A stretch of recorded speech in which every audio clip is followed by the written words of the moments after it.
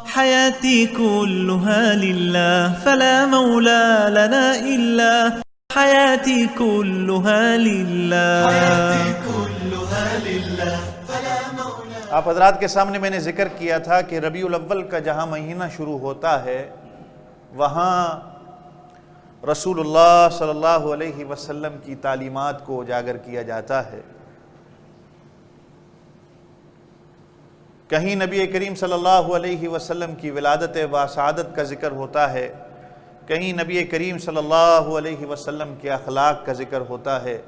کہیں نبی کریم صلی اللہ علیہ وسلم کی زندگی کے بارے میں تعلیمات دی جاتی ہیں،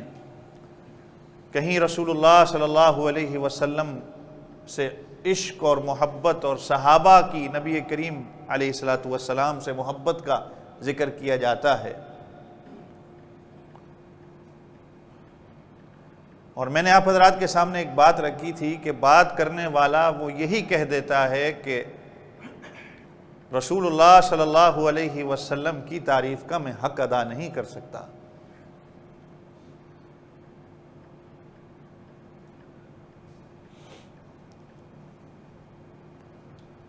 لیکن اس میں بھی ایک بات یہ ہے کہ آیا کہ رسول اللہ صلی اللہ علیہ وسلم سے محبت، رسول اللہ صلی اللہ علیہ وسلم کی سنتوں پر عمل، رسول اللہ صلی اللہ علیہ وسلم کی تعلیمات، کہ صرف ہم اس کو ایک دن یا ایک ہفتہ یا صرف ایک مہینے کے لیے بیان کرنے والے بن جائیں؟ یہ تو رسول اللہ صلی اللہ علیہ وسلم سے محبت نہ ہوئی۔ اگر میں صرف ایک دن کو مخصوص کر لوں کہ میں رسول اللہ صلی اللہ علیہ وسلم کو یاد کروں، آپ صلی اللہ علیہ وسلم کی تعلیمات کو اجاگر کروں،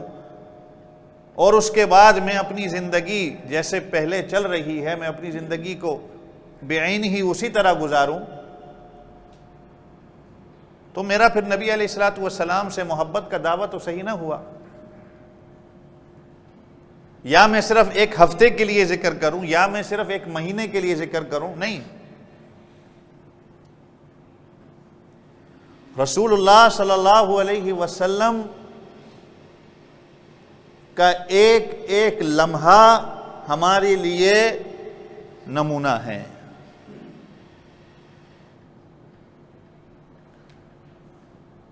میرے زندگی کا ہر شعبہ رسول اللہ صلی اللہ علیہ وسلم کی زندگی کی طرح ہونا چاہیے۔ یہ تو پھر ہم میں اور غیر مسلموں میں کوئی فرق نہیں کہ اگر وہ اپنے کسی عظیم لیڈر کا دن مناتے ہیں، چند گھنٹوں کے لیے ان کو یاد کرتے ہیں یا چند دن کے لیے ان کو یاد کیا جاتا ہے، کوئی اللہ میری نظر سے تو کوئی اس طرح نہیں گزرا کہ جس کو ایک مہینے کے لیے یاد کیا گیا ہو۔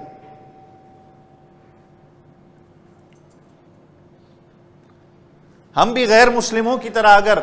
ایک دن کو مختص کر لیں، ایک ہفتے کو مختص کر لیں، ایک مہینہ مختص کر لیں، اس کے بعد میں رسول اللہ صلی اللہ علیہ وسلم کی نہ بات پر عمل کروں، نہ میں ایک کان سے سنوں اور دوسرے کان سے نکال دوں، تو پھر میرا رسول اللہ صلی اللہ علیہ وسلم کے ساتھ محبت کا دعویٰ غلط ہوا۔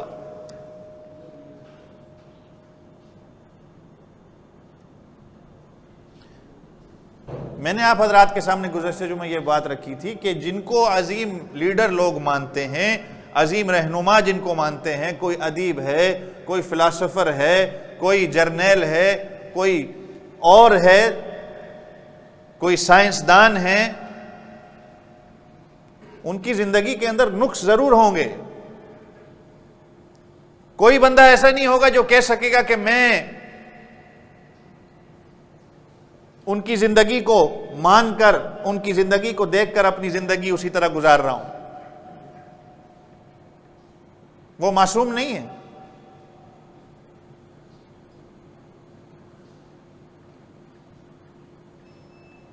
لیکن رسول اللہ صلی اللہ علیہ وسلم کی زندگی ہمارے لیے قابل نمونہ ہے۔ رسول اللہ صلی اللہ علیہ وسلم کا ہر عمل، آپ کی زندگی کا ہر شعبہ ہمارے لیے تقلید ہے۔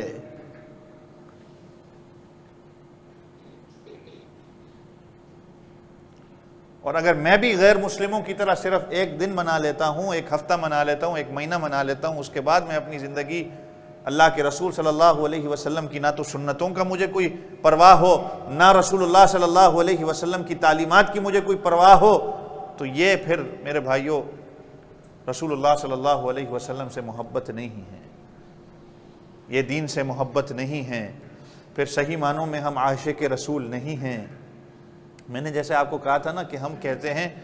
کہ غلامی رسول میں موت بھی قبول ہے۔ موت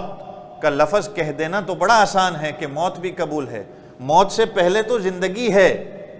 زندگی اللہ کے رسول صلی اللہ علیہ وسلم کے مطابق تو بناؤ پہلے۔ ہم نے کہہ دیا موت بھی قبول ہے، لیکن زندگی میں دیتا نہیں اللہ کے رسول صلی اللہ علیہ وسلم کے نام پہ، کہ غلامی رسول میں مجھے رسول اللہ صلی اللہ علیہ وسلم کا چہرہ مبارک بھی قبول ہے، غلامی رسول میں مجھے جھوٹ بولنا بند کرنا بھی قبول ہے، غلامی رسول میں کسی کو دھوکہ دینا بند کرنا یہ بھی قبول ہے، غلامی رسول میں جھوٹ بول کر تجارت کرنا اس کو بند کرنا مجھے بھی قبول ہے، غلامی رسول میں اللہ کے رسول صلی اللہ علیہ وسلم کی زندگی بھی مجھے قبول ہے، آپ صلی اللہ علیہ وسلم کی سنتوں کے مطابق اپنی زندگی گزارنا مجھے قبول ہے، غلامی رسول میں مجھے نماز پڑھنا بھی قبول ہے، غلامی رسول میں نماز 5 وقت کی پڑھنا بھی قبول ہے۔ یہ کیا میرا عشق ہوا کہ میں نماز بھی ادھر ضائع کروں، میری نمازوں کا کوئی عطا پتہ نہیں ہے، میرا ماں باپ کے ساتھ رویہ ٹھیک نہیں ہے، اپنے بڑوں کے ساتھ میرا رویہ ٹھیک نہیں ہے، اور میں پھر بھی عاشق رسول ہوں، اور پھر بھی میں کہوں کہ غلامی رسول میں موت بھی قبول ہے، تو نہیں میرے بھائیوں، یہ عشق رسول نہیں ہے۔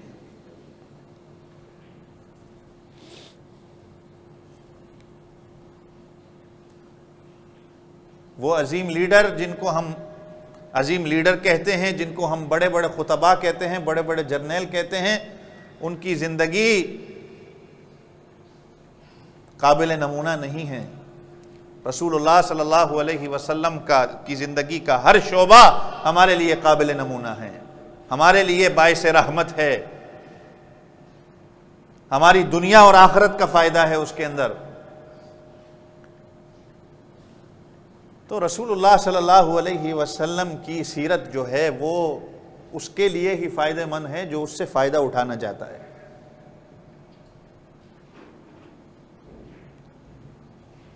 جس کو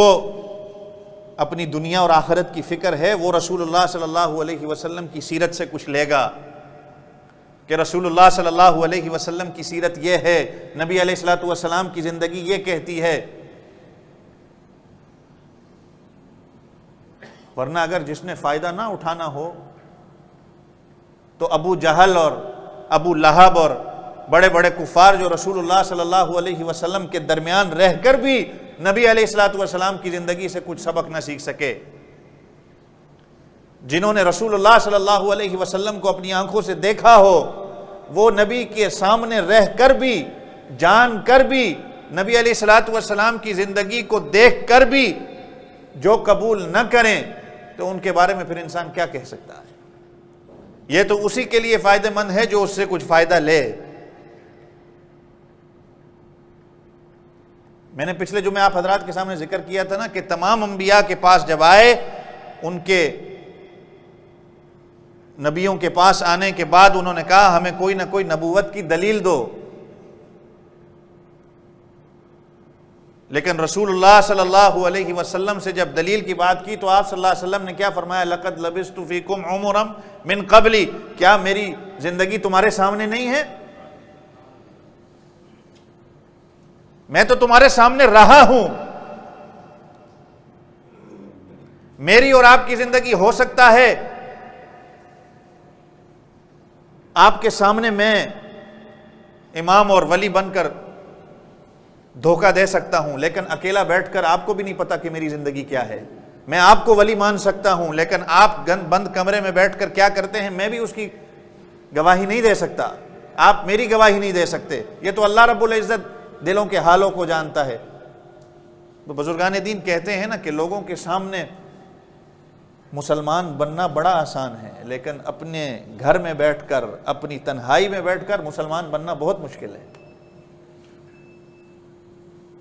لیکن رسول اللہ صلی اللہ علیہ وسلم کی ایک زندگی ایسی ہے کہ جو رسول اللہ صلی اللہ علیہ وسلم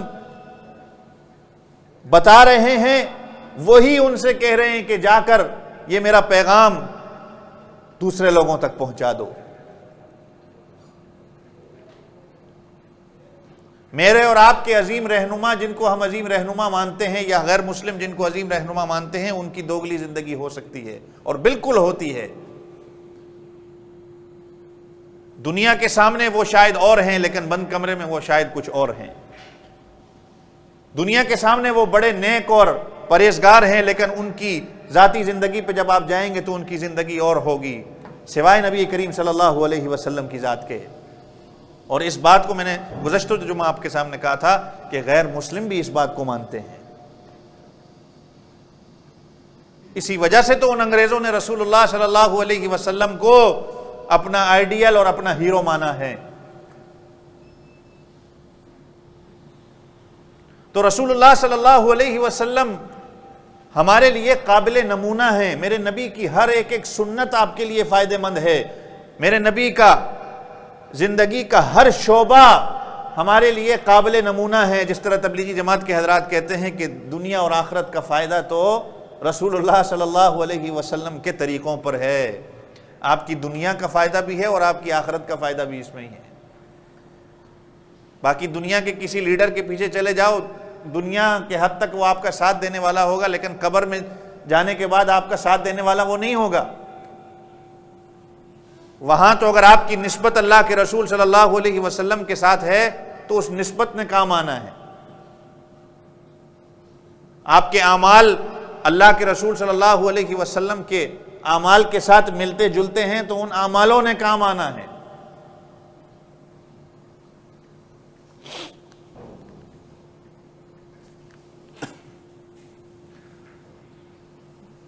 میرے بھائیوں، ذرا دل میں جھانک کر دیکھیں کہ کیا واقعی میں ہم عاشق رسول ہیں؟ واقعی میں کیا میرا دل تائید کرتا ہے اس بات کی کہ میں واقعی نبی کریم صلی اللہ علیہ وسلم کا سچا امتی ہوں، جس معنوں میں مجھے امتی کہنا چاہیے؟ میں بھی، آپ بھی، ذرا دل میں اپنے جھانک کریے، ذرا سوچیں اس کو۔ کیا میرے اعمال ایسے ہیں کہ جو اللہ اور اس کے رسول کو خوش کرنے والے ہوں؟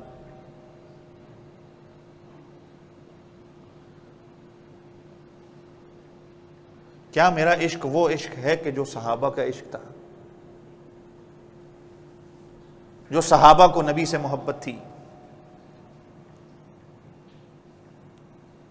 سوچیں ذرا اس کو۔ زبانی تو میں کہتا ہوں، لیکن کیا میرے اعمال سنتوں کے مطابق ہیں؟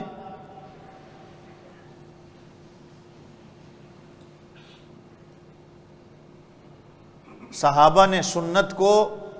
سنت سمجھ کر اپنایا۔ صحابہ نے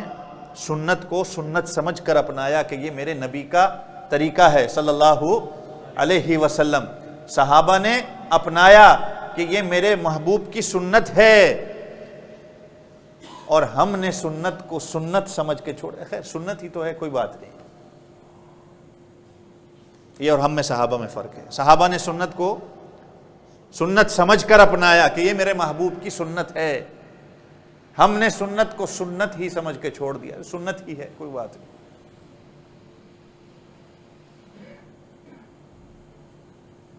وہ صحابہ والا عشق کہاں ہے؟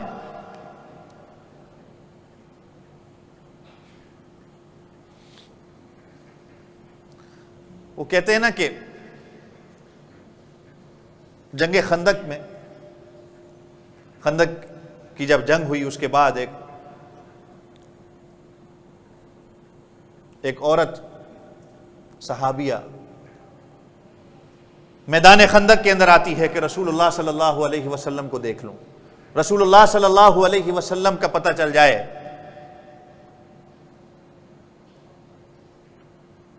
اب جب وہ میدان خندق کے اندر پہنچتی ہے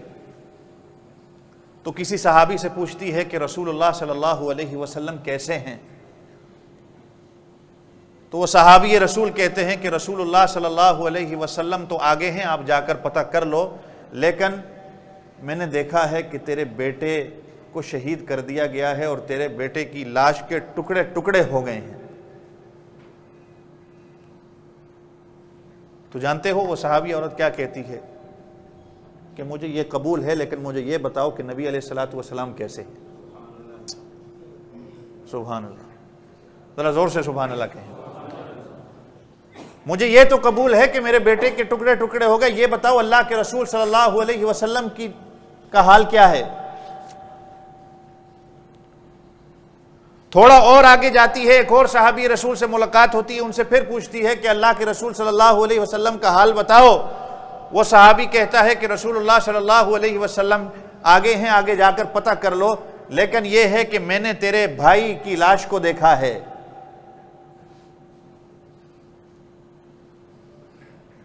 وہ پھر کہتی ہے کہ یہ بھی مجھے قبول ہے، لیکن مجھے یہ بتاؤ کہ محمد صلی اللہ علیہ وسلم کیسے ہیں، محمد صلی اللہ علیہ وسلم کا حال کیا ہے؟ پھر آگے جاتی ہے، پھر صحابی رسول سے پوچھتی ہے محمد صلی اللہ علیہ وسلم کہاں ہیں، کیسے ہیں؟ پھر صحابی رسول بتاتا ہے کہ میں نے تیرے خاوند کی لاش کو دیکھا ہے۔ وہ کہتی ہے کہ مجھے یہ بھی قبول ہے، مجھے یہ بتاؤ محمد صلی اللہ علیہ وسلم کیسے ہیں؟ پھر تھوڑا آگے جاتی ہے، پھر پوچھتی ہے محمد صلی اللہ علیہ وسلم کہاں ہیں، میں نے ملنا ہے۔ کہنے والا کہتا ہے کہ میں نے تیرے باپ کی لاش کو بھی دیکھا ہے۔ کہتی ہے مجھے یہ بھی قبول ہے، مجھے یہ بتاؤ محمد صلی اللہ علیہ وسلم کیسے ہیں؟ کہ جنگ کے اندر بیٹا بھی شہید ہو گیا، بھائی بھی شہید ہو گیا، خاوند بھی شہید ہو گیا، باپ بھی شہید ہو گیا، کوئی بھی نہیں بچا، لیکن پھر بھی کہتی ہے مجھے یہ بتاؤ کہ محمد صلی اللہ علیہ وسلم کیسے ہیں؟ جب جا کے دیکھتی ہے رسول اللہ صلی اللہ علیہ وسلم کے چہرے مبارک پر نظر پڑتی ہے، رسول اللہ صلی اللہ علیہ وسلم کے اس چمکتے ہوئے چہرے پر جب نظر پڑتی ہے تو جا کے نبی کریم صلی اللہ علیہ وسلم کے کندھے پر ہاتھ رکھ کر کہتی ہے کہ ہر تکلیف نبی علیہ الصلوۃ والسلام کے چہرے کو دیکھنے کے بعد مجھے قبول ہے، ہر تکلیف مجھے نبی کریم صلی اللہ علیہ وسلم کے چہرے کو دیکھنے کے بعد منظور و مقبول ہے، ہر تکلیف آسان ہو گئی ہے۔ یہ محبت ہے۔ آج میں اور آپ تو کہتے ہیں کہ ہم عاشق رسول ہیں، لیکن میرا نبی سے واسطہ، ناراض نہیں ہونا میری بات کوئی، میں بھی آپ بھی، میرا نبی سے تو دور دور تک واسطہ نہیں ہے، میرا نبی کی سنت سے دور دور تک واسطہ نہیں ہے۔ حضرت عبداللہ ابن زید رضی اللہ عنہ کتابوں میں آتا ہے کہ صبح اٹھتے تو سب سے پہلے جا کر رسول اللہ صلی اللہ علیہ وسلم کے چہرے مبارک کو دیکھتے، اور رات کو جب گھر جاتے تب بھی رسول اللہ صلی اللہ علیہ وسلم کا چہرہ مبارک دیکھ کے جاتے۔ جب اللہ کے رسول صلی اللہ علیہ وسلم دنیا سے پردہ فرما گئے تو حضرت عبداللہ ابن زید اللہ سے دعا کرتے تھے، یا اللہ یہ آنکھیں میری کس کام کی ہیں، نبی تو چلے گئے، یا اللہ مجھے نابینا کر دے، یا اللہ مجھے نابینا کر دے، یا اللہ مجھے نابینا کر دے۔ کوئی دنیا میں نابینا ہونے کی کوئی دعا کرتا ہے کہ یا اللہ تو نے آنکھیں دی تھی تیرے نبی کے، تیرے محبوب کے چہرے کی میں زیارت کر رہا تھا، اب دنیا سے پردہ فرما گئے، یا اللہ تو میری آنکھوں کی بینائی کو لے لے۔ یہ آنکھیں کس کام کی ہیں؟ یہ محبت ہے کہ جنہوں نے نبی علیہ الصلوۃ والسلام کی زندگی کے ہر شعبے کو اپنایا، رسول اللہ صلی اللہ علیہ وسلم کے ہر طریقے کو اپنایا، کہ حضرت عبداللہ ابن مسعود رضی اللہ عنہ ایک دفعہ اپنے خادم کے ساتھ کسی جگہ سے گزرے اور ان سے کہا ذرا رکو، ایک درخت کے پاس گئے، وہاں پر جا کر بیٹھے کچھ دیر، اس طرح کہ جس طرح بندہ قضائے حاجت کرتا ہے، لیکن ان کو حاجت کی ضرورت نہیں تھی، کچھ دیر بیٹھ کے اٹھائے۔ خادم نے پوچھا کہ ہمارا سفر چل رہا ہے، آپ سفر پہ ہیں، آپ یہاں پر کیوں رکے؟ عبداللہ ابن مسعود رضی اللہ عنہ کہتے ہیں کہ ایک مرتبہ اللہ کے رسول صلی اللہ علیہ وسلم کے ساتھ میں سفر کر رہا تھا، رسول اللہ صلی اللہ علیہ وسلم کو یہاں پر حاجت کی ضرورت آئی تو مجھے یاد آ گیا یہ واقعہ، اس لیے میں نے سوچا مجھے حاجت کی ضرورت نہیں، لیکن وہاں جا کر بیٹھ جاؤں، تھوڑی دیر نبی علیہ الصلوۃ والسلام کی سنت پر عمل ہو جائے گا، کہ تھوڑی دیر نبی علیہ الصلوۃ والسلام کی سنت پر عمل ہو جائے گا۔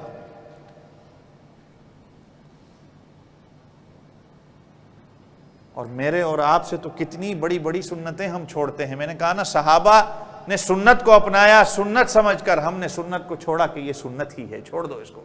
سنت ہے، کوئی معمولی چیز ہے، ایسے ہم کہتے ہیں۔ ایک بزرگ گزرے ہیں علامہ شبلی رحمۃ اللہ علیہ، عمر کے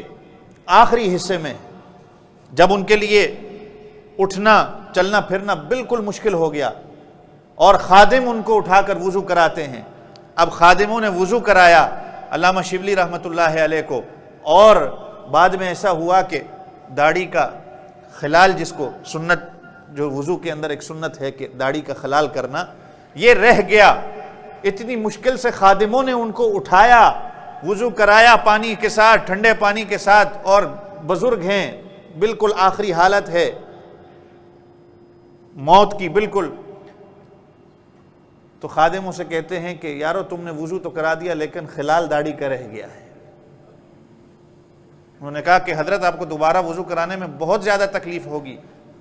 کہ ساری تکلیفیں قبول ہیں لیکن میرے محبوب کی سنت نہیں چھوٹنی چاہیے، میرے محبوب کی سنت نہیں چھوٹنی چاہیے۔ ارے دنیا نے جس کو عظیم رہنما اور بڑا بڑا خطیب اور اپنا لیڈر مانا، ان کو بھی اگر میں دعوے سے کہہ سکتا ہوں، دنیا میں کوئی کسی کا چاہنے والا ہو، کوئی کسی لیڈر کو مانتا ہے، کوئی کسی خطیب کو مانتا ہے، کوئی کسی عظیم جرنیل کو مانتا ہے، کوئی کسی سائنسدان کو مانتا ہے، فلسفر کو مانتا ہے، اس کو اپنے سامنے بٹھاؤ اور کہو کہ ایمان کے ساتھ مجھے تو یہ بتا، اللہ کو حاضر ناظر جان کر تو مجھے یہ بتا کہ تو اپنے عظیم لیڈر کی زندگی کو فالو کرنا چاہتا ہے، اس کے نقش قدم پہ چلنا چاہتا ہے، اس کے طریقے پہ چلنا چاہتا ہے، باقی تیرے دنیا کے جو بھی موٹیوز ہوں جس وجہ سے تو اس اپنے عظیم لیڈر کے ساتھ جڑا ہے، لیکن اس کی زندگی کے جو نقص ہیں، کیا تو اس نقش قدم پہ چلنا چاہتا ہے؟ آپ کا کیا خیال ہے؟ وہ ہاں کہے گا؟ وہ کہے گا صاحب بے شک میرا لیڈر ہے، بے شک میں اس سے محبت کرنے والا ہوں، لیکن اس کی زندگی کے اندر بھی کچھ نقص ہیں، یہ معصوم نہیں ہے، اس کی زندگی میں بھی گناہ ہیں، میری زندگی میں بھی گناہ ہیں، میں اس کو لیڈر تو مانتا ہوں لیکن میں اس کے مطابق چلتا نہیں ہوں، میں اس کو فالو نہیں کرتا۔ اور اگر کوئی اس سے پوچھ لے کہ تمہاری محبت اس سے اتنی زیادہ ہے، کیا تم چاہتے ہو کہ قیامت والے دن تم اس کے ساتھ اکٹھے ہو جاؤ، اس کے ساتھ کھڑے ہو جاؤ؟ تو دنیا کو کے بڑے بڑے عظیم لیڈروں کو ماننے والا بھی یہ کہے گا کہ میں یہ نہیں چاہتا کہ قیامت میں یہ میرے ساتھ کھڑا ہو۔ لیکن اگر کسی کو کہا جائے کہ رسول اللہ صلی اللہ علیہ وسلم کو فالو کرتے ہو، رسول اللہ صلی اللہ علیہ وسلم اگر قیامت میں تمہارے ساتھ ہوں، تمہاری سفارش کرنے والے ہوں، تو کیا خیال ہے پھر وہ کیا جواب دے گا؟ تو رسول اللہ صلی اللہ علیہ وسلم کی زندگی ہمارے لیے قابل نمونہ ہے۔ میں نے کہا دنیا اور آخرت، اس میں دونوں کا فائدہ ہے، آخرت میں تو فائدہ ہے ہی ہے، کیونکہ اللہ کے رسول صلی اللہ علیہ وسلم نے فرما دیا کہ جو جس سے محبت کرے گا وہ قیامت والے دن اسی کے ساتھ ہوگا۔ اب جس کی محبت سنت کے ساتھ ہے، رسول اللہ صلی اللہ علیہ وسلم کے طریقوں کے ساتھ ہے، وہ قیامت والے دن اللہ کے رسول کے ساتھ ہی ہوگا، اور جس کی محبت غیروں کے طریقوں پر ہے وہ پھر غیروں کے ساتھ ہوگا۔ آج دنیا سائنس بھی رسول اللہ صلی اللہ علیہ وسلم کی سنتوں کو ماننے پر مجبور ہو گئی ہے۔ میرے پاس تو وقت نہیں ہے میں آپ کو کھول کھول کر رسول اللہ صلی اللہ علیہ وسلم کی ان سنتوں کا، جو آج سائنس نے مانا ہے کہ رسول اللہ صلی اللہ علیہ وسلم کی سنتوں کے کیا فائدے ہیں، کہ رسول اللہ صلی اللہ علیہ وسلم کے سونے کا جو طریقہ تھا،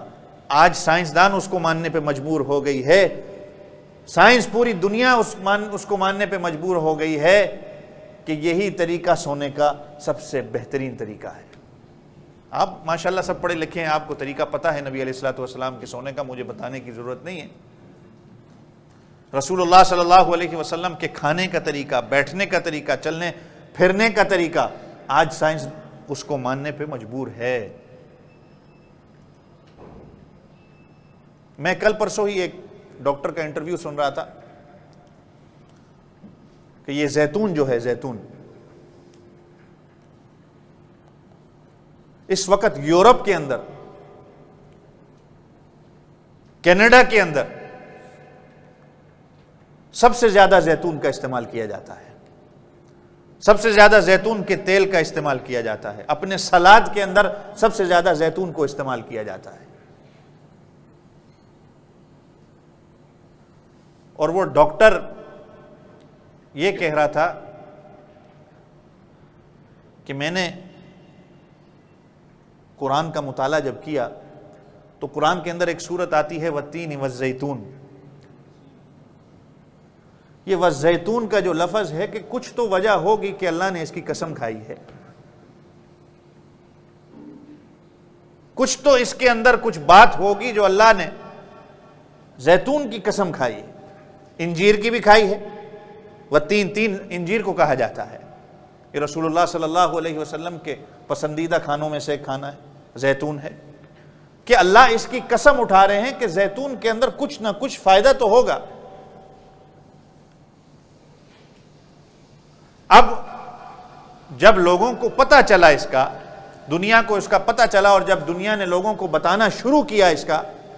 تو آج پوری دنیا میں زیتون کا استعمال کیا جا رہا ہے، اور اس کا تیل سب سے مہنگا بھی ہے۔ کہ دل کی جو یہ بند شریانیں ہوتی ہیں کہ زیتون کا تیل اور زیتون کے کھانے سے یہ دل کی شریانیں کھلتی ہیں، جو بند شریانیں یہ زیتون اس کو کھولتا ہے۔ اور کولیسٹرول جس کا سب سے زیادہ ہائی ہو، اس کو آج ڈاکٹر یہی کہتے ہیں کہ تم زیتون کے تیل کا استعمال کرو، زیتون کے تیل میں تم نے جو کھانا بنانا ہے اس کو بناؤ، اور کچھ دن کے بعد پھر فرق دیکھو۔ اور جس ڈاکٹر کی میں بات کر رہا تھا، اس کے پیشنٹ نے بھی یہ کہا کہ میرا کولیسٹرول جو تھا تقریباً 300 پہ چلا گیا تھا، اور مجھے ڈاکٹر نے کہا کہ آپ 40 دن تک اس زیتون کا استعمال کریں، زیتون کے تیل کا استعمال کریں، آپ نے جو کھانا ہے آپ کھائیں، آپ زیتون کے تیل کا استعمال کر کے دیکھیں۔ تو کہتے ہیں 40 دن کے بعد جب میں ڈاکٹر کے پاس گیا تو میرا کولیسٹرول 300 سے تقریباً 170 پہ آ گیا۔ وہ دوبارہ ڈاکٹر نے پھر جو ہے وہ ٹیسٹ لیا کہ شاید کوئی غلطی ہو گئی ہے، لیکن معلوم ہوا کہ زیتون کے کھانے سے یہ فرق پڑا ہے۔ ارے دنیا تو آج سائنسدان کو مانتی ہے، لیکن رسول اللہ صلی اللہ علیہ وسلم اس وقت کہہ کے گئے کہ زیتون کو کھاؤ، اور آج کا ہم نوجوان ہم رسول اللہ کی بات کو نہیں مانتے۔ آج اگر مجھے بھی یہ ڈاکٹر کی بات بتانی پڑ رہی ہے تو آپ کے دل میں شاید کچھ ہوگا کہ میں زیتون کا استعمال کروں، لیکن نبی کا طریقہ، نبی جس کو بتا کے گئے ہوں، پھر اس کو ڈاکٹر کی بات سننے کی کیا ضرورت ہے؟ کہتے ہیں حضرت سعد رضی اللہ عنہ کے سینے میں ایک دفعہ تکلیف ہوئی، سینے میں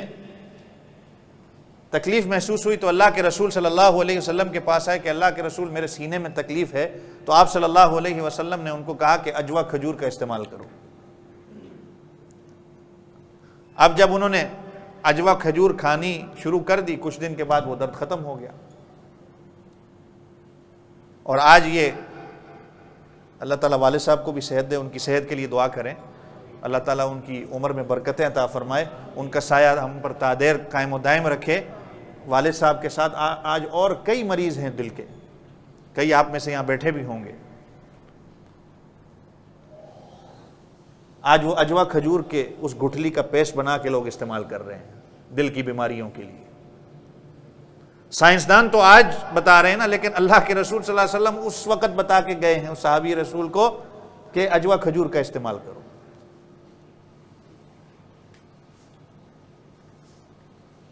اور ہمارے شیخ حضرت مولانا پیر ذوالفقار صاحب نقشبندی دامت برکاتہم، اللہ تعالیٰ ان کی عمر میں بھی برکت عطا فرمائے، انہوں نے جب کسی دل کے مریض کو یہ عجوا کے کھجور کی گولیاں بنا کر دیں تو اس ڈاکٹر کو کہا کہ آپ یہ اپنے مریضوں کو اگر دیں، تو وہ ڈاکٹر نے حضرت کو واپس فون کر کے یہ بات کہی کہ آپ کے پاس اگر یہ جو نسخہ آپ نے ہمیں دیا ہے، جو دوائی دی ہے، آپ اس کو رجسٹر کروا لیں، اگر آپ اس کو رجسٹر کروا لیں تو دنیا میں آپ لاکھوں کروڑوں ڈالر کما سکتے ہیں، کہ اس کا استعمال اگر لوگوں کو پتہ چل جائے تو کتنی دنیا عجوا کے کھجور کے اور اس کے پیسٹ کا استعمال کرنا شروع کر دے گی۔ لیکن ہمارے حضرت جی نے کہا کہ ہمیں لاکھوں کروڑوں ڈالر کی کوئی ضرورت نہیں ہے، یہ تو آج آپ کے ڈاکٹر اس کو مان رہے ہیں، لیکن اللہ کے رسول صلی اللہ علیہ وسلم 1400 سال پہلے بتا گئے اس کو۔ میرے پاس تو وقت نہیں، میں آپ کو کون کون سی چیزیں نبی علیہ الصلوۃ والسلام کی بتاؤں کہ جس کو آج ڈاکٹر ماننے پہ مجبور ہو گئے ہیں، سائنسدان ماننے پہ مجبور ہو گئے ہیں کہ نبی علیہ الصلوۃ والسلام کی زندگی کیا ہے، نبی علیہ الصلوۃ والسلام کا کھانا کیا تھا، نبی علیہ الصلوۃ والسلام کن کن پھل کا استعمال کرتے تھے، کس تیل کا آج ہر چیز کے اندر فائدہ ہے اور پوری دنیا آج اس کا استعمال کر رہی ہے، لیکن چونکہ ہم پڑھتے نہیں ہیں، ہم ان چیزوں سے واقف نہیں ہیں، ہمارا نوجوان ان چیزوں سے واقف نہیں ہے، ہم پڑھنے لکھنے کا ہمارا جو ہے رجحان نہیں ہے، لیکن جب ہمیں پتہ چلتا ہے تو پھر ہم اس کی طرف، لیکن بعض لوگ یہ سوچتے ہیں کہ نا کہ دنیا مجھے دیکھے گی کہ یہ کیا ان چیزوں کے پیچھے لگ گیا ہے، یہ دقیانوسی باتیں ہیں کہ یہ زیتون کے تیل کا استعمال کرنا، یہ سرکے کا استعمال کرنا، یہ انجیر کا استعمال کرنا، یہ فلاں چیز کا استعمال کرنا، یہ پتہ نہیں، بس میڈیکل دنیا ہے، نیا دور ہے، دوائیوں کو استعمال کرو، فلاں چیز کو استعمال کرو، اگر کوئی لوگ شرم کے مارے نہیں اس کو استعمال کرتے، لیکن رسول اللہ صلی اللہ علیہ وسلم پہلے بتا کر چلے گئے اس کا۔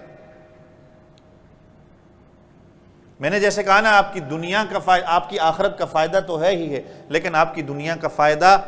نبی علیہ الصلوۃ والسلام کے طریقوں پر ہی ہے۔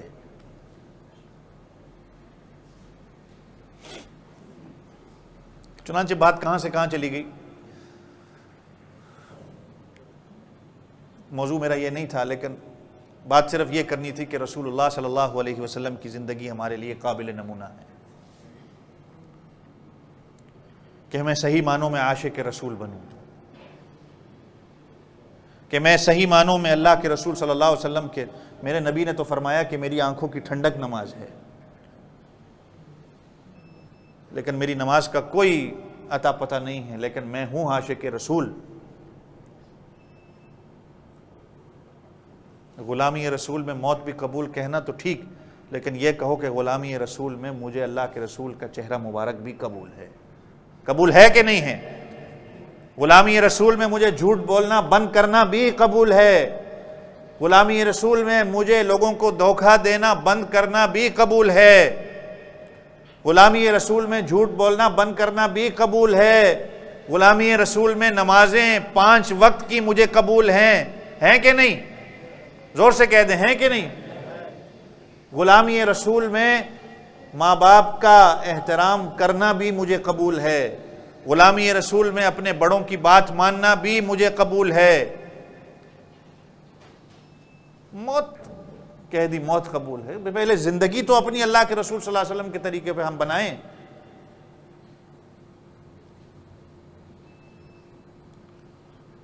باقی چھوڑ دیں دنیا کے جتنے بڑے بڑے کوئی فلاسفر ہے، کوئی ادیب ہے، کچھ بھی ہے۔ آئیسک نیوٹن نام سنا ہوگا، اگر آپ حضرات کبھی فزکس سے جن کا تعلق ہوگا، دنیا کو عظیم فارمولا بتا کے گیا کہ جس طرح ہم اپنے پیغمبروں کی عزت کرتے ہیں، آج سائنسدان آئیسک نیوٹن کی ایسے عزت کرتے ہیں، لیکن وہ ایک دن ہے جو لوگ اس کو مانتے ہیں، اس کے مرنے والے دن کچھ موم بتیاں جلا لیتے ہیں۔ ہم نے بھی دیکھا دیکھی بس ایک دن کر لیا، ایک ہفتہ کر لیا، ایک مہینہ کر لیا، باقی ہم رسول اللہ صلی اللہ علیہ وسلم کے طریقوں پر چلتے ہی نہیں۔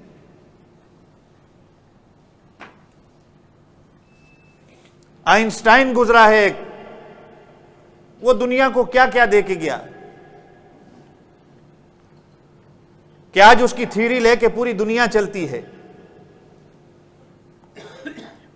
لیکن صاحب کہنے والے پھر یہ کہہ گئے کہ اس کی زندگی نے اس کے ساتھ وفا نہیں کیا، یہ دنیا سے چلا گیا، اگر دنیا میں چند سال اور رہ جاتا تو دنیا کو پتہ نہیں کون کون سی تھیوری دے کے جاتا. شیکسپیئر جس کو ہم کہتے ہیں، دنیا کی بڑی بڑی کتابیں، ہر عنوان پہ اس نے ایک کتاب شاید لکھی ہو، لیکن پھر بھی صاحب لوگوں نے یہ کہا کہ اس کی زندگی نے اس کے ساتھ وفا نہیں کیا، اور اگر اس کی زندگی ہوتی تو شاید یہ اور کام کر جاتا. ازبیکستان میں ہم نے دیکھا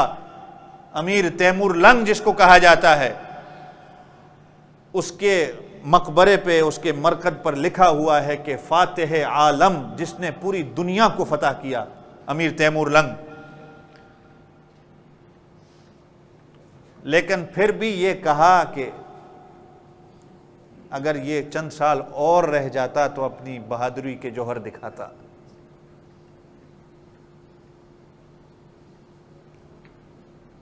ابو علی سینا ایک بہت بڑے مسلمانوں کے سائنٹسٹ گزرے ہیں، ان کا بھی میوزیم وہاں ہے. ان کے میوزیم کے اوپر بھی یہ بات لکھی ہوئی تھی کہ میں دنیا کے کونے کونے کی ہر کونا میں نے دنیا کا چھان مارا، ہر چیز سے میں نے کوئی نہ کوئی فائدہ نکالا، دنیا کے ہر درخت کا کوئی فائدہ بتایا، ہر دنیا کی چیز سے، ذرات سے کیا ہوتا ہے، اس درخت سے کیا ہوتا ہے، اس سے کیا ہوتا ہے، کون سی بیماری کا علاج اس کے اندر ہے، لیکن ایک چیز کی میں نہیں ڈھونڈ سکا، وہ کہ موت کا علاج. باقی دنیا کی ہر چیز کا علاج میں نے ڈھونڈا. تو کہنے کا مقصد یہ ہے کہ یہ بڑے بڑے لوگ گئے گزرے، آپ کو کوئی ایسا نہیں ملے گا جو کہے گا کہ صاحب میں ان کی زندگی کے مطابق اپنی زندگی کو بناتا ہوں، ٹھیک ہے ایک تھیوری ان کی مان کے میں چلتا ہوں، اپنا کام یہ بڑا کر کے گئے، لیکن میں یہ نہیں چاہتا کہ میری زندگی اس کے طریقے کی طرح ہو کہ مجھے اپنی زندگی کا ہی کچھ پتہ نہ ہو. یا کوئی یہ نہیں کہے گا کہ میں قیامت والے دن ان کے ساتھ کھڑا ہونا چاہتا ہوں. صرف ایک ذات رسول اللہ صلی اللہ علیہ وسلم کی ہے جو قابل نمونہ ہیں، کہ رسول اللہ صلی اللہ علیہ وسلم کا چلنا پھرنا، آپ صلی اللہ علیہ وسلم کا اوڑھنا اور بچھونا ہمارے لیے قابل نمونہ ہے. آپ صلی اللہ علیہ وسلم کی زندگی کا ہر شعبہ اگر میں اس کے مطابق اپنی زندگی بناؤں گا تو میں کامیاب بنوں گا. باقی دنیا کے عظیم لیڈر ہوں گے، اپنی جگہ پہ ہوں گے، لیکن میں نے جیسے کہا، آپ اس کو بٹھا کر آپ کو کہیں کہ اللہ کے کو حاضر ناظر جان کر قرآن پر ہاتھ رکھ کے تو کہے کہ تو اپنے عظیم لیڈر کی زندگی کی طرح اپنی زندگی بنانا چاہتا ہے، کیا تجھے موت بھی اپنے عظیم لیڈر کی طرح چاہیے؟ وہ کبھی بھی کہنے کو گوارا نہیں کرے گا کہ ٹھیک ہے صاحب میں ان سے محبت کرنے والا ہوں، میں ان کو ماننے والا ہوں، لیکن میں ان کے نقش قدم پر نہیں چلتا، میں نہیں چاہتا کہ موت بھی مجھے اس کے ساتھ آئے. لیکن رسول اللہ صلی اللہ علیہ وسلم کی زندگی ہمارے لیے قابل نمونہ ہے کہ میں چلوں تو رسول اللہ صلی اللہ علیہ وسلم کے چلنے کے مطابق چلوں، میں بیٹھوں تو میں رسول اللہ صلی اللہ علیہ وسلم کے بیٹھنے کے مطابق بیٹھوں. جی جتنے بڑے بڑے دنیا کے عظیم لیڈر گزرے، ان کی چند باتوں پہ آپ شاید چل سکتے ہو، لیکن میں نے آپ حضرات کے سامنے پچھلے جمعے بھی کہا تھا کہ نبی علیہ الصلوۃ والسلام کی زندگی ایسی ہے کہ اگر آپ نے دیکھنا ہے کہ میرے نبی بچوں کے ساتھ کس طرح بات کرتے تھے، اگر آپ نے بچوں کے اندر بیان کرنا ہے تو آپ کو نبی علیہ الصلوۃ والسلام کی سنت مل جائے کہ نبی علیہ الصلوۃ والسلام بچوں کے ساتھ کیسے زندگی گزارتے تھے. آپ نے بوڑھوں کے بارے میں، چنانچہ نبی علیہ الصلوۃ والسلام نے کہہ دیا کہ جس نے اپنے چھوٹوں پر رحم کیا وہ ہم میں سے ہے، جس نے اپنے چھوٹوں پر رحم نہیں کیا وہ ہم میں سے نہیں ہے. نبی علیہ الصلوۃ والسلام کی زندگی کو اگر دیکھنا ہے کہ آپ صلی اللہ علیہ وسلم بوڑھوں کے ساتھ کس طرح زندگی گزار کے گئے، آپ وہ بھی دیکھ سکتے ہیں کہ نبی علیہ الصلوۃ والسلام نے فرمایا کہ جس نے کسی سفید داڑھی والے کی عزت کی گویا اس نے اللہ رب العزت کی عزت کی. آج تو دنیا کہتی ہے کہ اسلام عورتوں کو حق نہیں دیتا، یہ تو حضور صلی اللہ علیہ وسلم کے آنے کے بعد عورتوں کو حقوق ملے. نبی علیہ الصلوۃ والسلام نے عورتوں کے حقوق بتائے کہ ماں کا کیا حق ہے، بیٹی کا کیا حق ہے، بیوی کا کیا حق ہے. یہ تو پاگل دنیا ہے جو اس کو سمجھتی نہیں ہے، جو کہتی ہے کہ اسلام عورتوں کا دشمن ہے. میرے نبی صلی اللہ علیہ وسلم نے ماں باپ کے حقوق بتائے، تاجروں کے حقوق بتائے، آپ کے ماتحتوں کے، آپ کے مزدور جو ہیں ان کے رسول اللہ صلی اللہ علیہ وسلم حقوق پوری دنیا کو بتا کے گئے. اس لیے تو ہے کہ رسول اللہ صلی اللہ علیہ وسلم کی پھر زندگی ہمارے لیے نمونہ کیوں نہ ہو. باقی یہ عظیم لیڈر جو ہیں یہ اپنی جگہ پہ ہیں، لیکن زندگی کے ہر شعبے پہ جو رسول اللہ صلی اللہ علیہ وسلم کی زندگی ہے وہ آپ کو کسی اور کی نہیں مل سکتی. اب میں نے جو شروع میں بات کی کہ یہ ہم پہ ہے کہ ہم اس میں سے کیا لے سکتے ہیں. جو لینا چاہتا ہے وہ لے سکتا ہے، جو اپنی زندگی کو بنانا چاہتا ہے وہ بنا سکتا ہے، جو اپنی آخرت کو بنانا چاہتا ہے وہ بنا سکتا ہے. جو نہیں بنانا چاہتا وہ نبی علیہ الصلوۃ والسلام کے ساتھ رہ کر ابو جہل اور ابو لہب نہ بنا سکے. صرف ایک دن نبی علیہ الصلوۃ والسلام کو یاد کر لینا، 12 ربیع الاول کو صرف نبی علیہ الصلوۃ والسلام کو یاد کر لینا، یہ رسول اللہ صلی اللہ علیہ وسلم کی زندگی کے ساتھ حق نہیں ہے. یہ ہم عاشق رسول نہیں ہیں.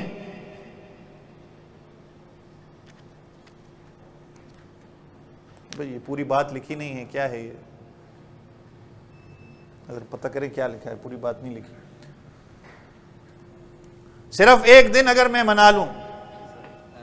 وہ ہمارا بیائی کا امی کا دیہانت ہو گیا. اچھا ٹھیک ہے، دعا کریے. اللہ تعالیٰ ان کو جنت الفردوس میں جگہ. آپ نے لکھا نہیں؟ محمد علی فرما ہے آپ کا نام سے. ٹھیک ہے ٹھیک ہے، اللہ تعالیٰ ان کو جنت الفردوس میں جگہ عطا فرمائے. بھائی اس بھائی کی والدہ کا انتقال ہو گیا، ان کے لیے دعا کریں.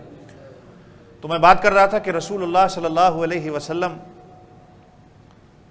کو صرف ایک دن کے لیے ہم کہہ دیں، پھر ہم میں اور غیر مسلموں میں تو کوئی فرق نہیں رہا کہ ایک دن کے لیے وہ موم بتی جلا لیتے ہیں، باقی سارا سال وہ اس بندے کو یاد نہیں کرتے. ہم بھی ایک دن منا لیں، ایک ہفتہ منا لیں، ایک مہینہ منا لیں، باقی زندگی ہم جو ہے نہ میری نمازوں کا کوئی اہتمام ہے، نہ میرے نماز روزے کا کوئی اہتمام ہے، نہ میرے اٹھنے بیٹھنے کا کوئی اہتمام ہے، نہ میرا لوگوں کے ساتھ جو ہے وہ سلوک کا کوئی اہتمام ہے. اور میں 12 ربیع الاول کو صرف جو ہے وہ یا ایک مہینے کے لیے صرف جو ہے میں اپنے آپ کو عاشق رسول کہہ دوں، یہ نہیں عشق رسول. بھائی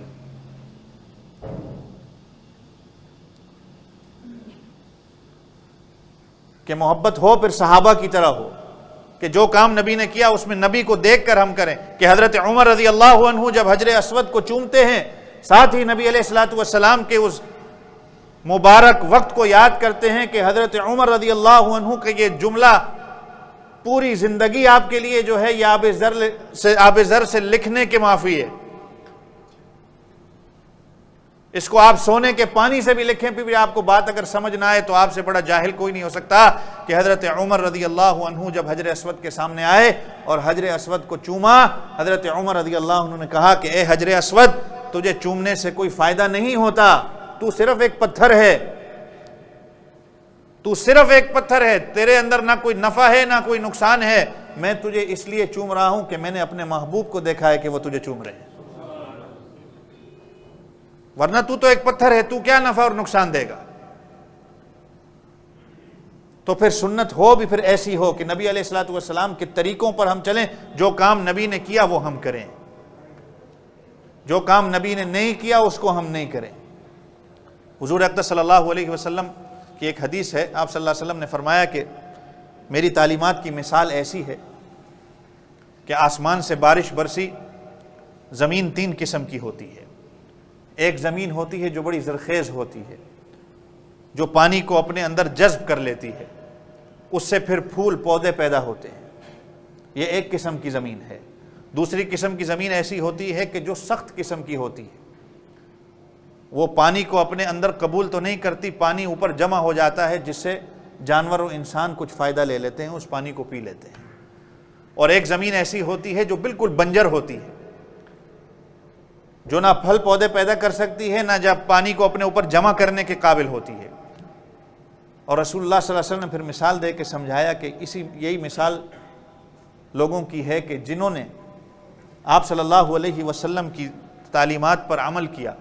اور اپنی زندگی بنائی، اپنی زندگی کی فکر کی اور اپنی آخرت کی فکر کی. ان کی مثال پہلے والے مثال کی طرح ہے کہ اپنی زندگی تو کم سے کم بنا گئے، اور دوسری زمین کی مثال آپ صلی اللہ علیہ وسلم نے دی جو